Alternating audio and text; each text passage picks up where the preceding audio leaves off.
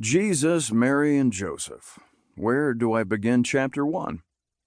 I suppose we'll do a chronological thing and start you off with some of the early years, a taste of the vintage stuff. I showed up on Earth in the Tri-County area of Illinois, to be more precise, in 1970. This was reportedly the year Tom Waits showed up in L.A. to start pushing his demos around town. I haven't had the chance to ask Tom if he was trying to send me a personal message of serendipity with his beautiful and haunting songs of the day like Grapefruit Moon and Midnight Lullaby, but it seems too crazy on the nose to be just coincidence, right? Somewhere in the Arizona desert, Tom Laughlin was shooting the movie Billy Jack, and Warlock-style wax albums were dropping all about the realm with names like Look a Pie Pie, Black Sabbath, Sex Machine, Moondance, Bitches Brew, The Man Who Sold the World, After the Gold Rush, Free Your Mind and Your Ass Will Follow, Christofferson, for crying out loud, Let It Be, and the most weirdly Kabbalistic, Randy Newman's 12 Songs. Potent magics coalesced and fluctuated across the void, whilst strange nether clouds swelled with great portent above the green crop fields awaiting, what? Some child? A chosen man-cub? Despite some loose popular misconceptions, I did not, in fact, drop from my mother's womb wielding a full mustache and a two-headed battle axe, nor was there cited evidence of even the first follicle of the first hair of my chest bracken. Those laurels would come later. The luckiest part of my very lucky life, pre-Megan, has been being raised by my family in the environment they created for the rearing of my siblings and me. My mom, Catherine Ann Offerman, née Roberts, and my dad, Frederick Dames Offerman, grew up about 3 miles from each other in the middle of the countryside outside of Minooka, Illinois. Where is that?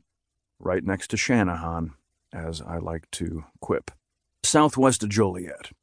My mom grew up in a family of 4 kids, born to Mike and Eloise Roberts, and they raised pigs, soybeans, and corn.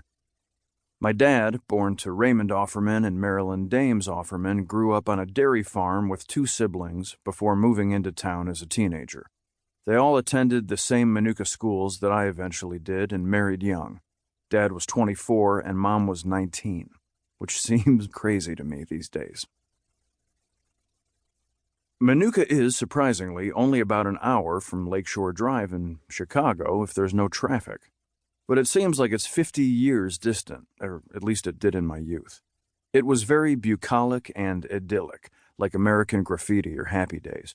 Saturday night meant you'd get together and buzz the gut in your jalopy, which meant drive past the 5 businesses on Main Street. At the time I was growing up, the population was 768. It's grown ridiculously. It's up near 12,000 now. It used to be primarily a farming community, but by now the commuting suburban population has reached it and subsumed it. There are now many inhabitants of Minooka whom I would consider soft, and yes, that is a judgment. My dad went to Illinois State University. I had always heard various legends of his prowess as an athlete as a young man, primarily in baseball and basketball.